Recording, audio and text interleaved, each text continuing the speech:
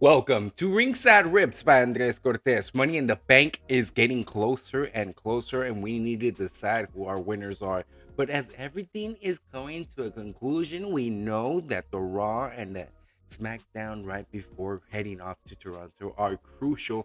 And what we've gotten to see is the pivotal points and the stepping stones of what we're going to see at the Money in the Bank. Yes, everybody is carrying their own weight. Everybody is carrying their own title. We know that Seth freaking Rollins is going to be challenging Damian Priest for that title. We know that the Judgment Day is separating, setting itself apart, and we know that who else but Drew McIntyre but the challenge and get that money in the bank that same night. But everyone has their own contingencies to who will be able to win. Now on the other side, a surprise, Zoe Stark making her mark, making able to bait that impact and settle herself as the one to get that chance. Now, if you're tuning into Money in the Bank, we got the predictions, we got the settings, but we also got the key analysis that was dropped into us by what we've seen in the previous shows right before it.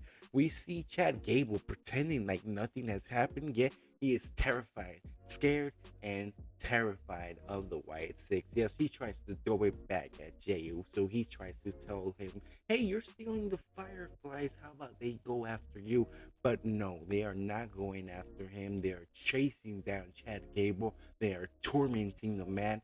And do you think he will really win Money in the Bank with the White Six? Prevent someone like him to be able to have that. Now, also, what took place in Raw was an awesome promo by what we got to see Bo Dallas make his mark, convert himself into Uncle Howdy, show us the path to be prevailed, show us the path of prevention, of family, of everything. And we get to see the marks and the beginnings of why the targets keep on setting themselves straight. So yes, Chad Gable himself might even get help. Yes, I said help from the White Six family in the end, and he might be crowned Money in the Bank winner because of this prediction. But we might see another thing.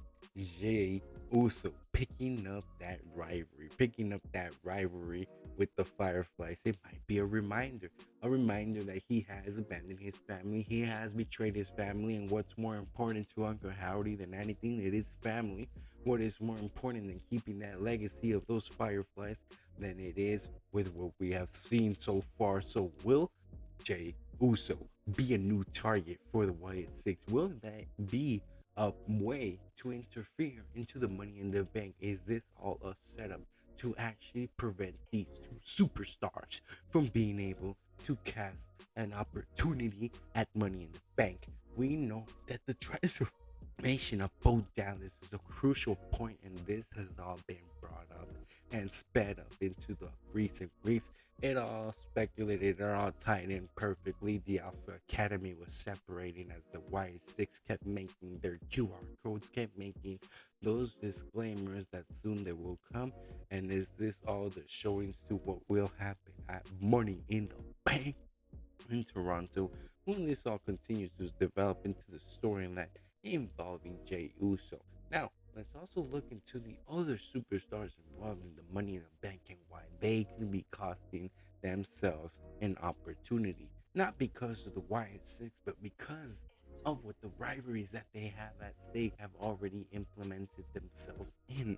We know that Drew McIntyre has been in a discussion with almost everyone that we have seen. We have debated whether or not he will be implementing his strategies to be able to defend his chances. Will he actually win? Will he continue to carry the weight of what it costs to be the Raw superstar?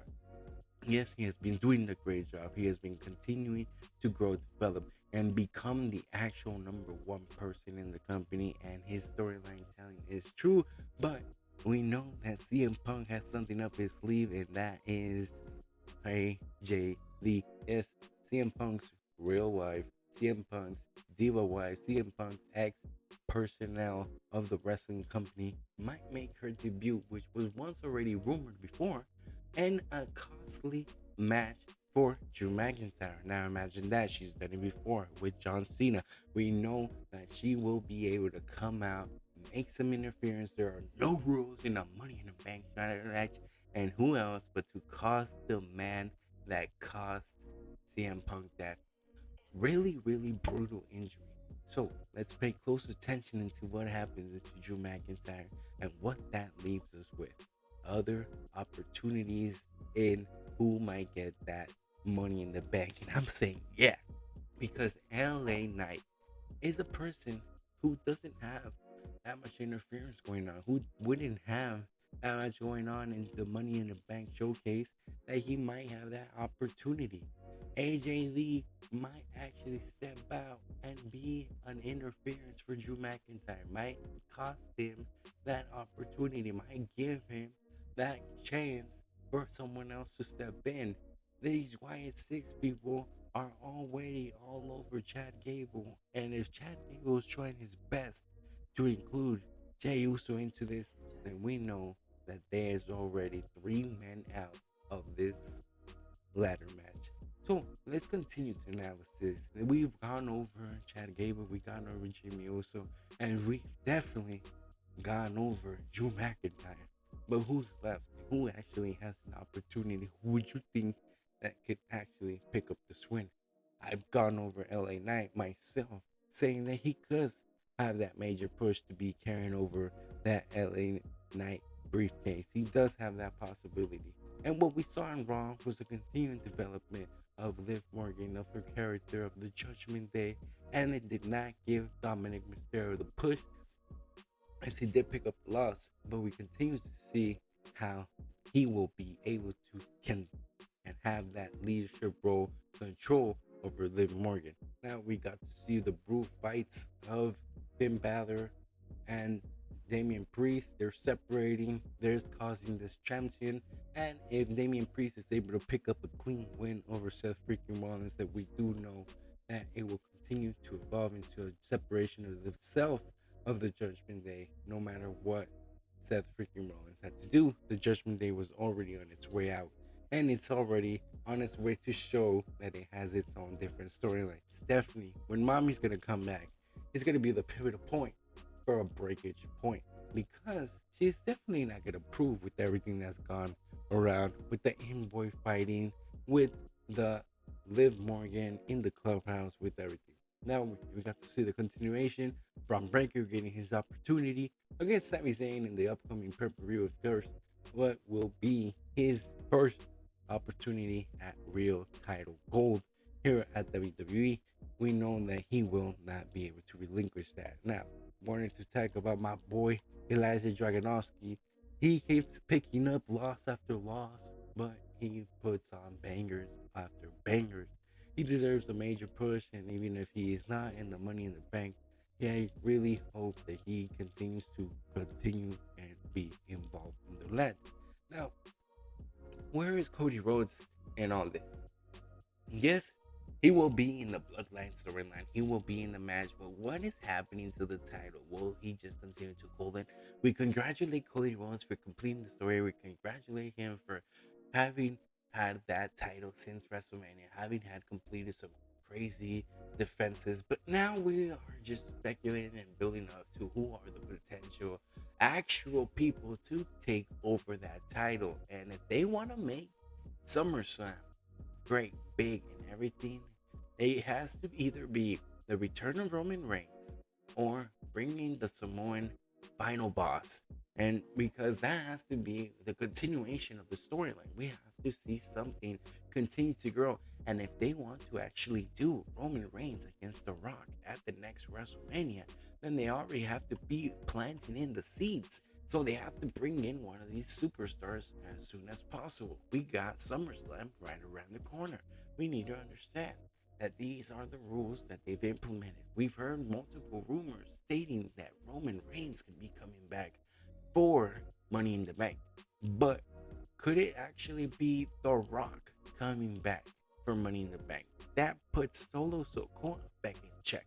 That makes his baby force turn. That comes back to defend Paul Heyman. That defeats Cody Rhodes. That takes over the title, and that causes Roman Reigns to put him in check and become again the ultimate tribal chief. Or could it just be that the tribal chief himself comes back, defends Paul Heyman, defeats Cody Rhodes. The Rock comes back to acknowledge him. Solo Sokoa against Roman Reigns at WrestleMania wouldn't make any sense. So, I know a lot of people are talking out there. They're saying that maybe it's going to be Roman Reigns that comes back and interferes in Cody Rhodes' match and defeats and submits against Solo Sokoa because of his actions against Paul Heyman and how his leadership has been with the Bloodline. But it could be that The Rock, the Brony, the final boss, is a person that steps out and starts to make his impact, that gets on the side of Cody Rhodes only to betray him, to take that title away from him, and to make it an opportunity for what we were supposed to see at WrestleMania 40. Roman Reigns against The Rock. Now, we only see one side of this story so far. We continue to see how the rumors are impactful, the leaders are stepping their stones, and we are here to hear more about it. Now, going over all this, Cody Rhodes definitely needs to continue to defend his title. He continues to defend his ways, and he will continue to show about what he will see. We will continue to see more and inform everything about what is upcoming in WWE. And thank you for watching.